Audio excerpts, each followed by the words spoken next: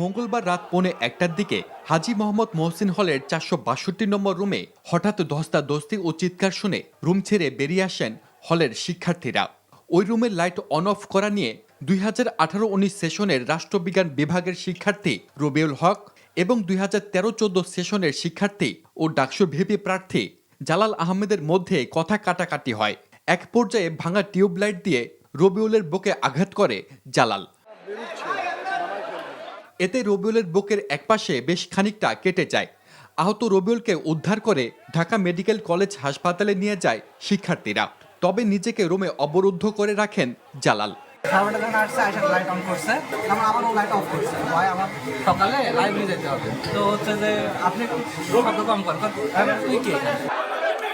পরে বিশ্ববিদ্যালয় প্রশাসনের সহযোগিতায় জালালকে রুম থেকে বের করে পুলিশের কাছে সুপর্দ করা হয়।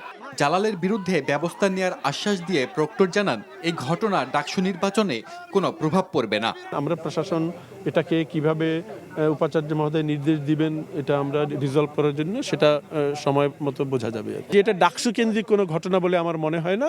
সেলিম মালিক, এনটিভি নিউজ, ঢাকা।